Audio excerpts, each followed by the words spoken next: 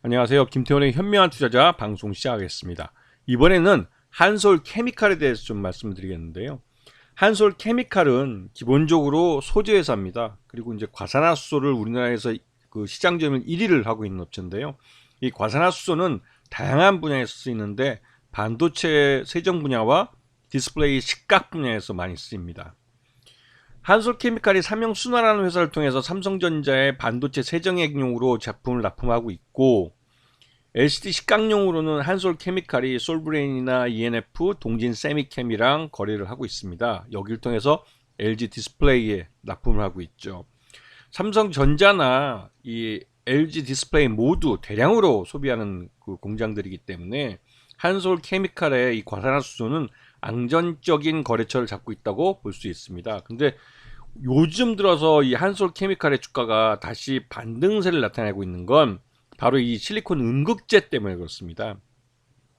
한솔 이 삼성그룹의 반개 기업인 건 잘 알고 계실 텐데요. 이번에 삼성 SDI와 함께 이 한솔케미칼이 실리콘 음극재 쪽에 양산을 위한 연구 개발을 같이 한다는 게 시장에 알려졌어요.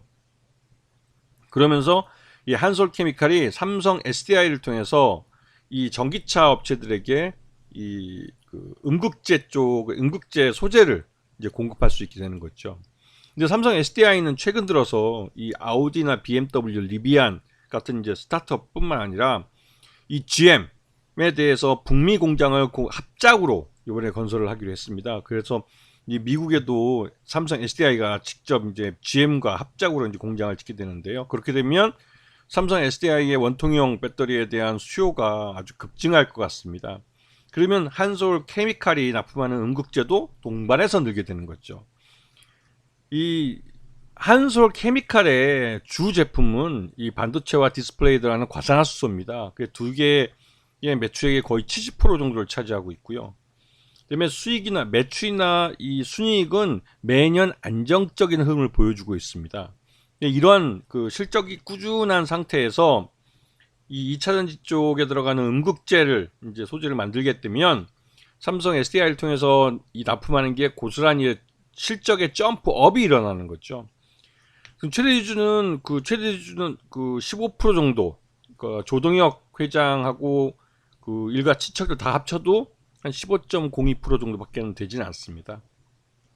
그리고 2022년 실적 기준으로는 적정 주가가 21만 원 정도로 평가되는데요. 지금 주가는 지난주에 급등을 해서 21만 원을 오버해서 이제는 삼성 SDI를 통해서 음극재 쪽 소재를 납품하는 그거의 기대감이 주가에 선반영되고 있는 모습입니다.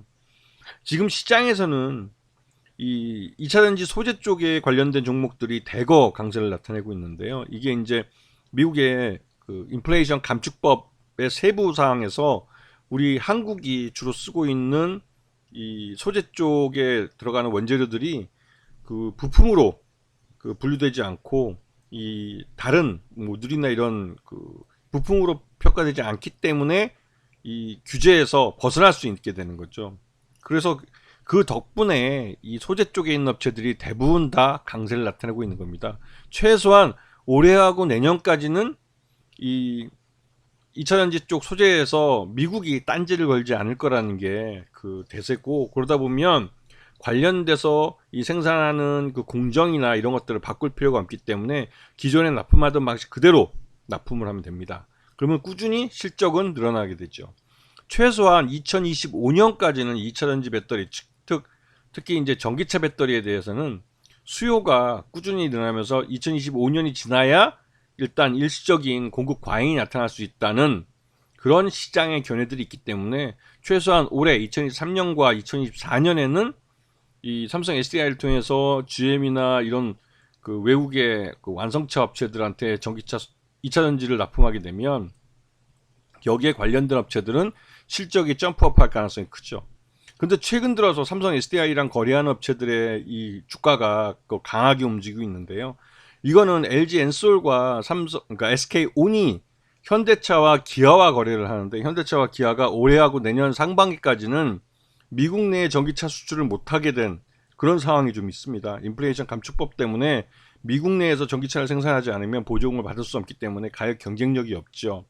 여기다가 이 테슬라하고 포드가 전기차 가격을 인하하면서 그 보조금을 받지 못하는 현대차와 기아는 아예 그냥 미국 전기차 시장에 명함을 내놓을 수 없는 그런 상황에 내몰렸습니다. 그래서 이 현대차와 기아랑 거래를 하지 않는 삼성 SDI가 오히려 상대적으로 반사이익을 볼 수 있는 그런 시점이 된 거죠. 그래서 삼성 SDI랑 거래하는 이 한솔 케미칼 같은 업체들이 시장에 관심을 받고 있는 겁니다.